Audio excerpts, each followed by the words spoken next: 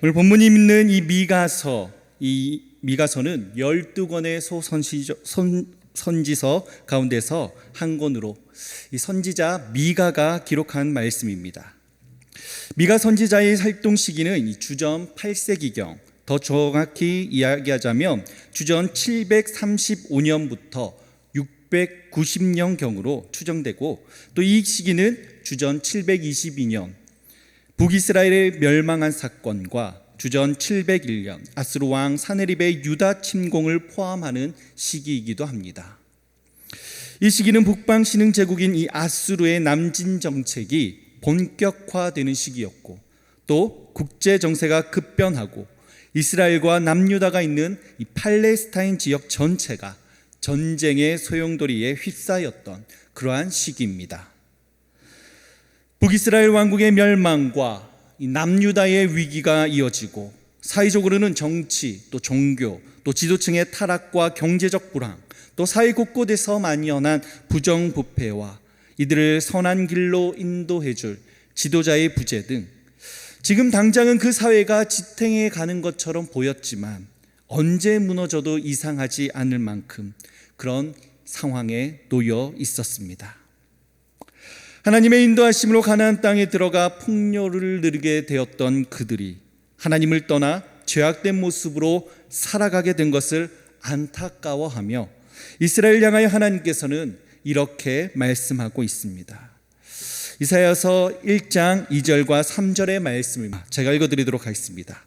하늘이여 들으라, 땅이여 귀를 기울이라. 여호와께서 말씀하시기를 내가 자식을 양육하였거늘 그들이 나를 거역하였도다. 소는 임자를 알고 나귀는 주인의 구유를 알건만은 이스라엘은 알지 못하고 나의 백성은 깨닫지 못한도다 하셨도다. 아멘. 그리고 하나님께서는 내가 너희에게 바라는 것은 지금 너희가 드리고 있는 그런 제사 같은 것이 아니다, 이렇게 말씀하시면서 다음과 같이 말씀하십니다. 이어서 이사야 1장 11절에서 13절의 말씀을 제가 읽도록 하겠습니다. 여호와께서 말씀하시되 너희의 무수한 재물이 내게 무엇이 유익하뇨? 나는 순양의 번제와 살찐 짐승의 기름에 배불렀고 나는 수송아지나 어린 양이나 순염소의 피를 기뻐하지 아니하노라. 너희가 내 앞에 보이러 오니 그것을 누가 너희에게 요구하였느뇨? 내 마당만 밟을 뿐이니라. 헛된 재물을 다시 가져오지 말라. 분향은 나의 가증이 여기는 바요, 월삭과 안식일과 대로 모이는 것도 그러하니 성애와 아울러 악을 행하는 것을 내가 견디지 못하겠노라. 이렇게 말씀하고 계십니다. 이렇게 이스라엘 백성들의 죄악된 모습 가운데도 하나님께서는 그것을 참아주시고 기다려주시면서 여러 선지자들을 계속해서 그들에게 보내시며 말씀 앞에 겸비하여 그들이 악을 떠나 하나님께로 돌아올 것을 종용하십니다. 안타까운 것은 그럼에도 불구하고 그들은 여전히 죄악에 묻혀 있었다는 사실입니다. 가끔 비기독교인들이나 이 성경을 잘 알지 못하는 분들과 대화를 하다가 보면 이 하나님에 대한 이야기를 나누게 될 때가 있습니다. 그럴 때 하나님에 대한 생각을 그들에게 물으면 하나님은 분노의 하나님, 특별히 구약의 하나님은 자기의 백성을 벌하시는 하나님으로 생각하며 사랑의 하나님, 또 자비가 많으신 하나님의 성품과 그것이 너무나도 모순되는 모습을 볼 때가 많다라는 고백을 종종 한 것을 보았습니다. 네, 그렇습니다. 하나님은 분노의 하나님이십니다. 그러나 그 분노로 인한 심판과 징계가 인간의 감정과 같이 즉흥적이고 즉각적이지 않기에 우리가 분노의 하나님에 대해서만 이야기한다고 하면 하나님은 좀 억울하실 것 같습니다. 하나님은 사랑과 자비가 무한하시면서도 하나님의 거룩하고 의로운 성품으로 인해서 죄에 대해 분노하시는 분이라고 성경은 분명하게 말씀하고 있습니다. 그러나 하나님의 분노는 우리 인간의 감정과는 다른 것입니다. 그것은 죄악의 악함과 또 부당함에 대한 정당한 반응이자 하나님의 절대적인 거룩하심과 공의에 비롯하는 죄에 대한 필연적인 반응이자 결과인 것입니다. 그런데 중요한 것은 하나님께서 이러한 분노로 자신의 백성들을 벌하실 때에도 사랑과 자비가 없이 그들을 벌하시고 징계하시는 단계까지 나아가지 않으신다는 것입니다. 만약 그렇지 않다고 하면 우리 가운데 하나님의 징계를 면하고 살아남을 자가 어디 있겠습니까? 이스라엘 죄악 앞에서도 하나님께서는 그들의 죄악에는 분노하시지만 그 징계가 인간의 분노의 결과처럼 즉흥적이지 않음을 우리는 기억해야 하는 것입니다. 예레미야 35장 15절의 말씀에 나도 내 종 모든 선지자를 너희에게 보내고 부지런히 보내며 이르기를 너희는 이제 각기 악한 길에서 돌이켜 행위를 고치고 다른 신을 쫓아 그를 섬기지 말라. 그리하면 너희는 내가 너희와 너희 손조에게 준 이 땅에 거하리라. 그렇게 하여도 너희가 귀를 기르지 아니하며 나를 듣지 아니하였느니라. 이렇게 말씀하고 있습니다. 하나님께서는 모든 선지자를 보내셔서 또 보내시고 부지런히 보내시며 수없이 이스라엘 백성들에게 그들을 타이르기도 하시고 그들에게 경고를 반복해서 말씀하였다는 것을 볼 수 있는 것입니다. 그러다가 드디어 하나님께서 이스라엘 백성들을 향해 기소하는 사건이 벌어집니다. 이 기소라는 용어는 재판장에서 사용되는 용어입니다. 그러니까 오늘 본문은 이스라엘과 하나님 사이에 재판장에서 서로가 서로의 입장을 변론하듯이 하나님이 재판장이 되시고 미가 선지자가 하나님을 대변하는 원고가 되고 이스라엘 백성들을 피고로 소환하여서 이스라엘 백성들의 죄를 고발하고 있는 것이 바로 오늘 본문의 말씀인 것입니다. 그리고 산들과 땅의 견고한 지대들이 그 증인으로 채택되어 있음을 볼 수 있습니다. 오늘 본문의 말씀을 통해서 하나님께서는 우리에게 무엇을 말씀하시고자 하시는 것이겠습니까? 오늘 이 재판장에서 벌어지는 이 변론을 통하여 하나님이 하나님의 백성들에게 원하시는 것이 무엇인지, 또 이스라엘 백성들은 무엇이 잘못된 삶을 살았는가를 깨달음으로써 주님 앞에 참된 주의 백성이요 성도의 삶을 살아가는 저와 여러분이 될 수 있기를 간절히 소망합니다. 먼저 오늘 말씀 가운데 등장하는 것은 이스라엘 백성의 삶의 태도에 대한 하나님의 반문입니다. 하나님께서는 증인들, 즉 산들과 땅의 견고한 지대 앞에서 택하신 이스라엘 백성들을 대상으로 재판을 청구하셨습니다. 실제적으로 어떠한 구체적인 이 상황을 기소하는 내용이 진술되어 있지는 않지만 암시적으로 하나님이 미가 선지자를 통하여서 이스라엘 백성들의 도무지 이해할 수 없는 그들의 반응과 태도에 대하여서 반문하고 계시는 것입니다. 그 내용은 동시대에 사역하였던 이사야 선지자가 기록한 이사야서 1장 말씀에서도 언급하고 있는 것처럼 이스라엘이 점점 하나님을 멀리하고 각기 제 갈 길로 갔다는 것입니다. 하나님께서는 오늘 본문 말씀에서 이스라엘 백성들의 이러한 삶의 태도, 하나님을 멀리하고 각기 제 갈 길로 가버리는 그들의 삶의 태도에 의문을 제기하고 계시는 것입니다. 본문 3절 말씀에 하나님은 성도들에게 왜라고 물으십니다. 너희들이 나를 멀리하는 이유가 무엇이냐? 그것을 묻고 계시는 것입니다. 그러시면서 내가 너희를 괴롭게 했느냐라고 반문하고 계십니다. 이유 없는 고난이라고 투덜거렸던 욥이나 광야의 척박한 삶에서 그것을 원망하였던 이스라엘 백성들이나 하나님의 백성을 괴롭히며 괴롭히던 그 이방인들을 구원하시려고 하는 그 하나님의 뜻에 불순종하였던 요나나 이롭게 사는 백성들이 불의한 자로 인하여서 압박받는 것이, 억압받는 것이 그것이 옳습니까? 라고 항변하였던 하박국이나 하나님께서는 그 모든 그들의 이의 제기를 받아들이셨고 또 그들의 태도에 대하여 그들의 그 상황들이 이해할 수 있도록 그들에게 답변을 제시해 주는 것을 볼 수 있습니다. 하나님께서는 결코 하나님이 정해놓으신 그 법칙, 그 율법을 어긋나거나 그들에게 감당할 수 없는 일들을 요구하지 않으셨던 것입니다. 그것은 지금을 살아가는 우리 모든 성도들에게도 마찬가지입니다. 고린도전서 10장 13절의 말씀을 보면 사람이 감당할 시험 받기는 너에게 당한 것이 없나니 오직 하나님은 미쁘사 너희가 감당치 못할 시험 당함을 허락하지 아니하시고 시험 당할 즈음에 또한 피할 길을 내사 너희로 능히 감당하게 하시느니라, 이렇게 말씀하고 계십니다. 하나님께서 하나님의 백성들을 멀리 하시는 것 같고, 하나님께서 우리의 삶의 고난으로 인하여, 때로는 하나님의 징계로 인하여 힘든 순간을 마주하게 될 때, 하나님 도대체 이런 일이 왜 나에게 일어나는 것입니까? 하나님 내게 왜 이렇게 행하시는 것입니까? 이렇게 우리가 하나님께 반문하게 되고 그에 대한 답변을 우리에게 주시는 경우가 성경의 일반적인 구조입니다. 그리고 그 답변으로 하나님께서는 분명하게 우리에게 언제나 우리로 하여금 감당할 수 있는 그 시험만을 허락하고 계신다고 말씀하시고, 또 반드시 피할 길도 열어주신다고 약속하고 계십니다. 그분이 바로 우리 하나님이신 것입니다. 그런데 오늘 본문의 말씀에서는 하나님의 백성들이 하나님을 멀리 있다고 하나님께서 그들에게 반문하고 계십니다. 그래서 하나님께서는 오히려 하나님의 백성들에게 하나님을 멀리하는 이유가 무엇이냐, 내가 너희를 괴롭게 하였느냐, 이렇게 반문하고 계시는 것입니다.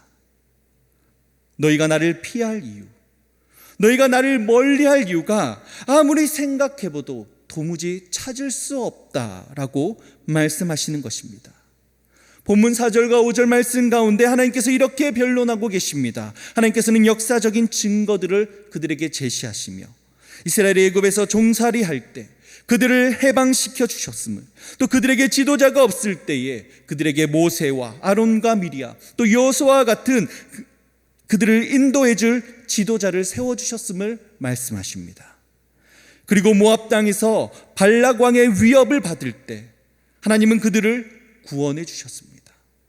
그들이 광야길에서 요단강을 건널 때에도 하나님께서는 그들과 함께 계셔서 그들을 보호하시고 인도하여 주셨습니다. 이 말씀을 구시하신 이유는 이스라엘은 결코 하나님을 원망할 조건이 없음을 말씀하고 있는 것입니다. 즉 이스라엘이 하나님을 멀리하거나 그들의 삶에 대한 실패의 원인을 하나님께 돌릴 어떠한 이유도 없다고 분명하게 말씀하고 계시는 것입니다.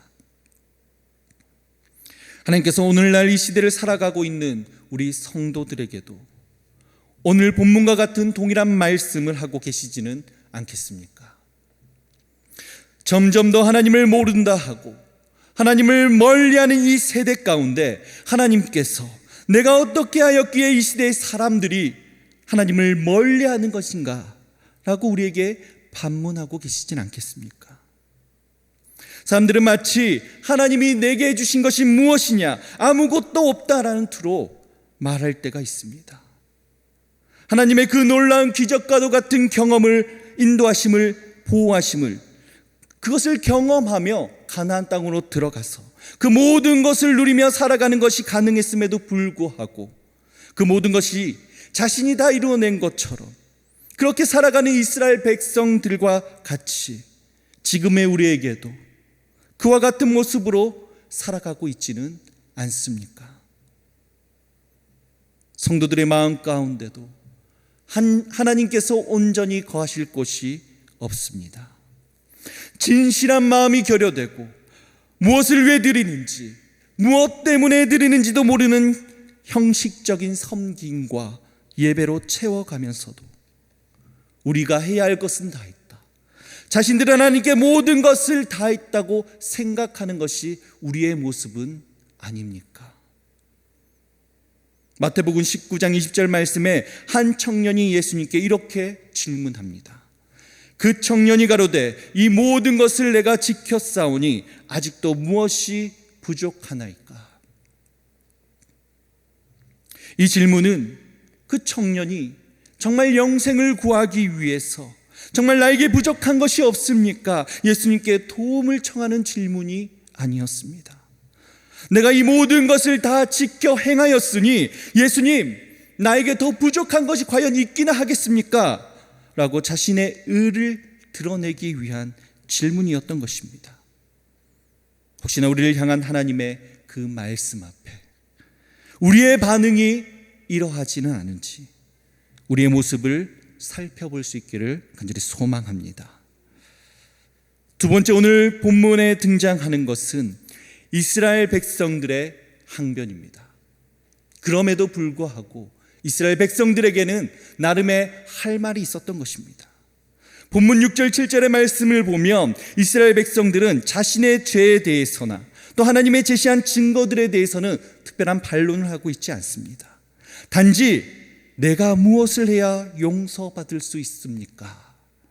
이렇게 묻고 있는 것을 볼 수 있습니다. 어떻게 보면 이 질문은 겸손하고 또 진정으로 주님 앞에 나아가는 말처럼 보일 수 있습니다. 그러나 말이라는 것이 이 뉘앙스가 정말 중요합니다. 안타깝게도 이 말은 하나님, 그렇다면 우리가 더 회개해야 할 것이 어떤 것입니까? 우리에게 말씀하시면 우리가 회개함으로 주님 앞에 나아가겠습니다, 이런 말이 아니라 그들은 마치 하나님께 따져 묻듯이 재물이 적습니까? 더 많은 재물을 주님께 드려야 합니까? 아니면 내 아들이라도 주님께 드려야 합니까? 이렇게 반문하고 있는 것입니다. 마치 자신의 책임과 의무는 다 했는데 더 이상 무엇을 바라십니까? 하나님 더 바라시면 그거 하나님 욕심이십니다. 이렇게 오히려 자신들의 억울한 듯이 오히려 하나님 앞에 큰 소리치고 있는 것을 볼 수 있는 것입니다. 사실 6절 7절에 기록된 이 제물들의 목록, 당시 사람이 하나님께 드릴 수 있는 최고의 제물이라고 할 수 있습니다. 그 제물의 목록들을 들이대면서 이 정도는 해야 만족하시겠습니까? 이렇게 항변하고 있는 것입니다. 특히나 오늘 본문에서 눈여겨볼 것은 그들이 하나님 앞에 이방 종교의 제사를 행위를 언급하고 있다는 것입니다. 하나님께서는 인신제물을 말씀하지 않으셨지만 당시의 이방 종교들은 인신제물을, 사람을 드리는 그 제물로 드리는 것을 최고의 제물로 삼았었습니다. 이것은 무슨 의미이겠습니까? 이스라엘 백성들 역시 이교도들의 그 제사의 방법들을 잘 알고 있었음을 의미하는 것이 아니겠습니까? 하나님의 명령대로 모든 이방 민족들을 쫓아내고 자신들의 삶의 영역에서 철저히 제하여 버렸다면 알지도 못하였을 이 이방 우상들의 섬기는 그 제사의 방법들을 그들의 입술 가운데 익숙하게 올리며 그것도 하나님 앞에서 언급할 정도로 이미 그 문화에 익숙해져 있었다는 것, 즉 그들도 그들과 같은 방식으로 우상을 섬겼다는 것을 의미하는 것입니다. 이스라엘은 자신들의 잘못을 제대로 파악하지도 못하였던 것입니다. 그들은 의례적인 제사 행위를 통하여서 자신들의 죄가 해결되고 하나님이 그것을 기뻐하실 것이라고 생각하고 있었습니다. 하나님께서는 자신에게 바쳐지는 물질의 양을 저울질하시는 분이 아니십니다. 뿐만 아니라 인간이 가지고 있는 어떠한 것도 그들에게 요구하지 않으십니다. 그것이 필요치도 않으신 분이시기 때문입니다. 그렇게 그것을 요구하지도 않으시는 것입니다. 그것이 필요하지 않으시기에 요구할 이유도 없는 분이 바로 우리 하나님이신 것입니다. 오직 하나님을 경외하고 하나님을 사랑하는 성도들의 그 마음을 원하시는 분이 바로 우리 하나님이십니다. 신명기 10장 12절에서 13절의 말씀에 이스라엘아, 내 하나님 여호와께서 내게 요구하는 것이 무엇이냐? 곧 내 하나님 여호와를 경외하며 그 모든 도를 행하고 그를 사랑하며 마음을 다하고 성품을 다하여 내 하나님 여호와를 섬기고 내가 오늘날 내 행복을 위하여 내게 명하는 여호와의 명령과 규례를 지킬 것이 아니냐, 이렇게 말씀하십니다. 사랑하는 성도 여러분, 여러분은 진정한 마음으로 하나님을 경외하십니까? 하나님을 진정으로 사랑하십니까? 그리고 그 하나님을 경외하기에, 그 하나님을 사랑하기에 그분의 말씀에 온전히 순종하는 삶을 살아가기를 애쓰며 살아가고 있습니까? 진정한 섬김은 자신을 주장하지 않습니다. 즉 자신의 안전과 자신의 유익과 자신을 위한 변명을 하지 않습니다. 오직 내가 경외하는, 내가 사랑하는 하나님의 뜻이 전부이기 때문입니다. 하나님 안에 있음으로 평안을 누리고 오직 그 안에서만 내가 발견되기를 바라는 것, 전심으로 하나님을 경외하고 하나님을 사랑하기에 그분의 말씀에 순종하는 삶의 모습이 바로 이러한 것입니다. 이스라엘 백성들은 하나님에 대한 관심이 없었습니다. 다만 형식적으로 그것을 행하면서 우리가 하나님께 행할 것을 다 했다라고 자신의 만족을 누리며 살아갔던 것입니다. 오늘 우리의 모습이 이들의 모습과 닮아 있지는 않은지, 형식적인 예배만 드리면서, 형식적인 주님께 경건만 드리면서 우리가 할 것을 다 했으므로 주님께서 우리에게 주실 그 복만을 바라보며 살아가고 있지는 않은지, 우리의 삶을, 우리의 신앙을 점검할 수 있기를 간절히 소망합니다. 마지막으로 오늘 본문에서는 이러한 이스라엘 백성들을 향하여 하나님의 마음을 선언하시는 것을 발견할 수 있습니다.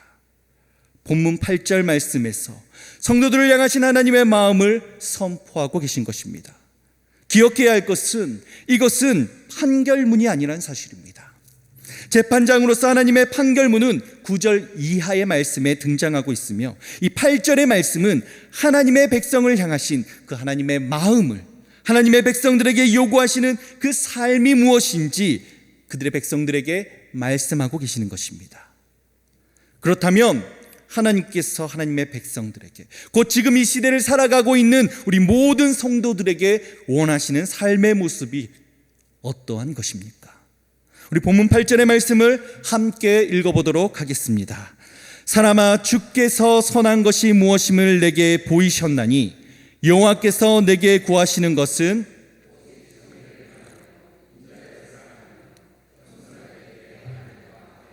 행하는 것이 아니냐. 아멘. 하나님께서 하나님의 백성에게 원하시는 삶이 무엇이라고 말씀하고 있습니까?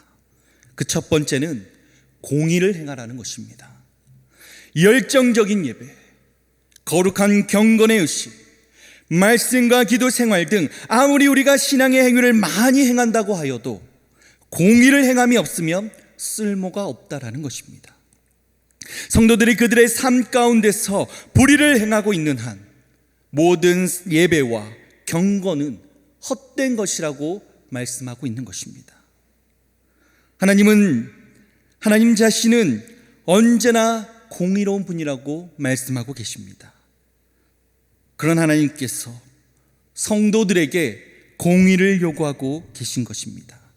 중요한 것은 교회 생활뿐만 아니라 사회생활, 가정생활, 삶에서 마주치는 모든 대인관계 등 모든 삶의 현장에서 하나님께서 하나님 뜻대로 바르게 살라고 우리에게 요구하고 계시다는 것입니다. 두 번째는 인자를 사랑하라고 말씀하십니다. 인자란 무엇입니까?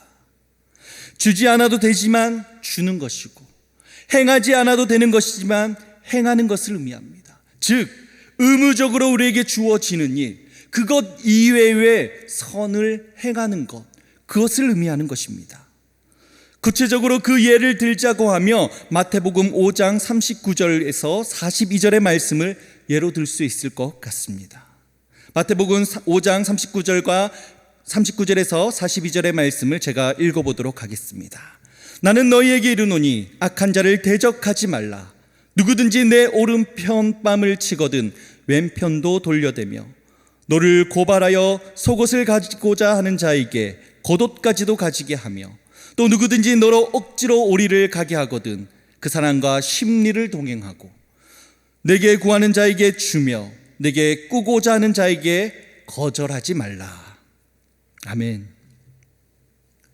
이처럼 우리의 생각으로는 당연하지 않은 것으로 여겨지는 것이기에 내가 굳이 행하지 않아도 세상은 우리를 비난할 수 없겠지만 하나님의 백성들은 이러한 인자를 지극한 마음으로 행하며 살아가라고 하나님께서 우리에게 말씀하고 계시는 것입니다. 세 번째는 겸손하게 하나님과 동행하라고 우리에게 말씀하십니다. 겸손은 하나님과의 관계에 있어서 우리에게 필연적인 것입니다. 신앙의 핵심을 이루는 것이 바로 이 겸손인 것입니다. 또 하나님과 함께 행하는 것, 이것은 공의의 실천과 인자를 사랑하는 것과 함께 우리의 신앙생활의 삼위일체를 이루는 것입니다. 동시에 성도의 삶의 근본을 형성하는 것이기도 합니다. 그렇다면 하나님과 함께 행하는 삶, 그것은 무엇을 의미하는 것이겠습니까? 그것을 간단하게 이야기하자면 코람데오의 삶, 즉 하나님 앞에서의 삶이라고 말할 수 있는 것입니다. 나의 모든 생활이, 나의 모든 상황이, 나의 모든 삶의 태도가 하나님 앞에서 행하는 것임을 늘 생각하며 행하는 것, 그렇게 살아가는 것을 의미하는 것입니다. 골로새서 3장 23절의 말씀에 무슨 일을 하든지 마음을 다하여 주께 하듯 하고 사람에게 하듯 하지 말라, 이렇게 말씀하고 있습니다. 무슨 일이든지 내가 마주하고 있는 사람이나 환경을 먼저 보는 것이 아니라 하나님을 먼저 바라볼 수 있는 삶의 태도를 우리에게 원하고 계시는 것입니다. 이 세 가지, 이것이 하나님이 성도를 향하신 하나님의 마음인 것입니다. 하나님께서 모든 성도들에게 원하시는 삶의 모습이 바로 이러한 것입니다. 우리는 흔히 하나님이 원하시는 그 삶을 생각할 때에 하나님을 예배하는 것, 하나님이 주신 율법을 지켜 행하는 것에 우리의 생각이 집중될 때가 있습니다. 그러나 하나님께서는 우리가 그러한 행위를 잘 지켜 행하며 겉으로 드러나는 신앙생활에만 집중하기를 원하지 않으신다는 사실입니다. 우리의 삶에 드러나는 성도로서의 모습이 어떠한지, 교회에서 행하는 우리의 예배나 우리의 모습만이 다가 아니라 우리의 삶에서 드러나는 우리의 삶의 태도와 그 모습까지도 하나님의 뜻 가운데 있기를 원하시는 것, 그것이 하나님의 마음이신 것입니다. 오늘 하나님께서 우리에게 요청하시는 삶의 모습을 잘 살펴볼 수 있기를 원합니다. 하나님께서 원하시는 것이 무엇입니까? 우리의 행위입니까? 그것은 특별한 어떤 행위를 지칭하는 것이 아니라 하나님의 성품을 닮아가기를 원하시며 우리가 하나님과 동행하기에 늘 하나님과 우리가 깊은 교제 가운데 살아가는 것, 그러한 삶을 원하신다는 것을 우리가 기억해야 합니다. 어느 시대나 하나님의 백성들이 따라야 할 생활법은 오늘의 이 말씀입니다. 우리가 우리의 삶을 늘 하나님과 동행하며 하나님의 성품을 닮아 공의를 행하고 인자를 사랑하며 하나님의 마음에 합당하게 살아간다면 하나님께서 성도의 삶을 어찌 행복하게 하지 않으시겠습니까? 스바냐 3장 17절의 말씀을 여러분께 읽어드리며 오늘 말씀을 마무리하겠습니다. 너의 하나님 여호와가 너희 가운데 계시니 그는 구원을 베푸실 전능자이시라. 그가 너로 말미암아 기쁨을 이기지 못하시며 너를 잠잠히 사랑하시며 너로 말미암아 즐거이 부르며 기뻐하시리라 하리라. 아멘. 바라기는 저와 여러분의 삶이 이처럼 하나님의 마음을 흡족하게 하는 삶으로 채워져서 하나님이 기뻐하시고 하나님이 사랑하시는 그 삶을 살아갈 수 있기를 주님의 이름으로 간절히 축복합니다.